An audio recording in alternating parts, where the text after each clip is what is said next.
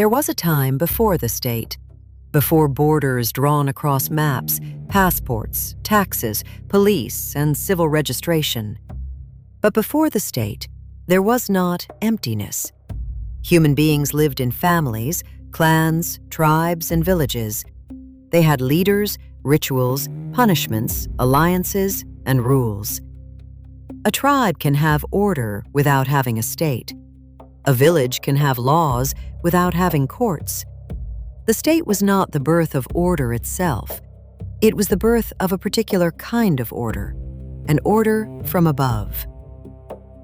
For most of human history, people lived without anything we would recognize as a state. There were no permanent institutions standing above them, claiming the right to tax, punish, recruit soldiers, or define the territory itself. And yet today, the state feels almost natural. We are born into it, named by it, educated and taxed by it. When life ends, even our death is officially recorded. The state has become so ordinary that it is difficult to imagine human life without it. But the state came late, and when it appeared, it did not arrive only as peace and protection. It came as a machine of grain, walls, soldiers, debts, and order. A common story says the state was created to rescue humanity from chaos. Thomas Hobbes, in Leviathan, described life without a common power as dangerous and unstable. Without a sovereign authority, there is no force able to guarantee peace or security. For Hobbes, the state is the answer to fear. People surrender part of their freedom so that a stronger power can protect them from the war of all against all. That idea still lives inside our political imagination. But this is only one story, and perhaps a story the state itself is very fond of. Because before states existed, humans had already survived for hundreds of thousands of years with language, tools, art, rituals, and rules. The world before the state was not a world without order. It was a world without centralized order. That difference matters. The state cannot govern what it cannot see. It must know where people are, what land they work, what they produce, and who can be punished. Here, one of the most important shifts in human history takes place. People become legible. Names, households, fields, harvests, boundaries, debts. Life gets translated into records. This is why writing matters so much in the history of the first states.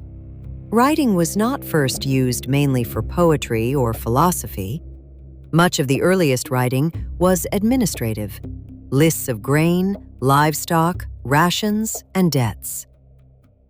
The first state did not begin with a constitution. It began with an inventory. Once life has been listed, life can be managed. One of the strongest modern arguments about early states comes from James C. Scott. In Against the Grain, Scott argues that early states depended on cereal grain agriculture. Why grain? Because grain is easy to see, measure, store, divide, and tax. A state struggles to tax a forest, fish that move, or roots hidden underground. But grain stands openly in the field, ripens at roughly the same time, and can be estimated before harvest and collected afterward. Grain is not only food. Grain is administration in edible form.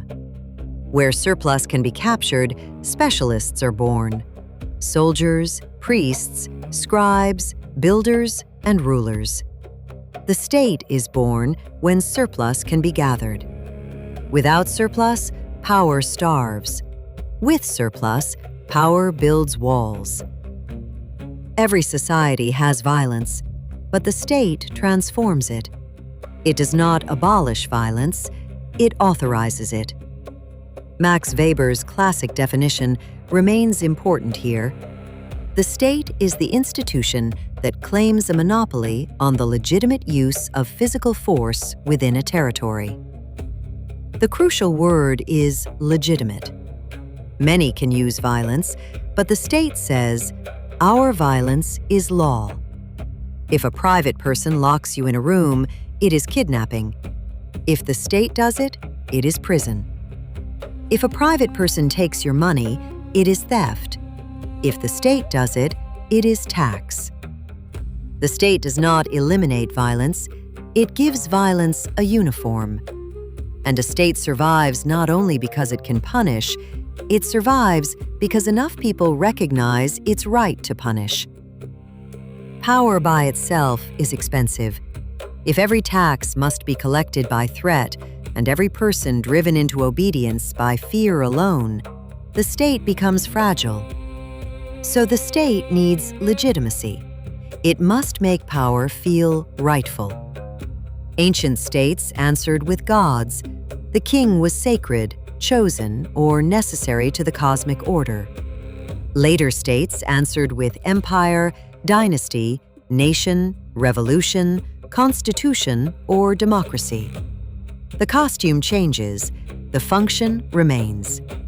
The state must transform obedience into meaning.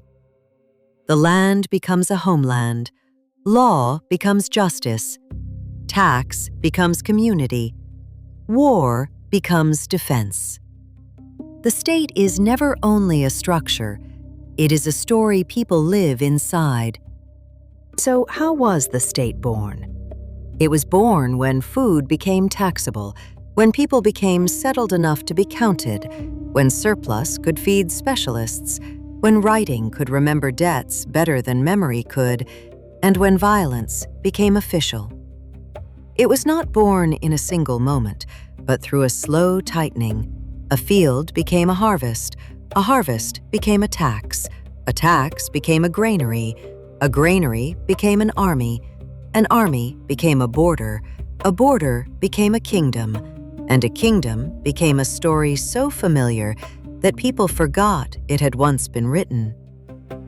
To ask how the state was born is not only to ask about Mesopotamia or the first cities, it is to ask why we accept being governed, why we trade freedom for order, why we call some violence crime and other violence law, and why the oldest political question still has no final answer. Do we live inside the state because it protects us from chaos? Or did the state teach us to call everything outside it chaos? Perhaps the state was not born when humans first longed for order. Perhaps it was born when order learned how to keep records. The state begins when someone writes the world down, and someone else is no longer free to leave the page.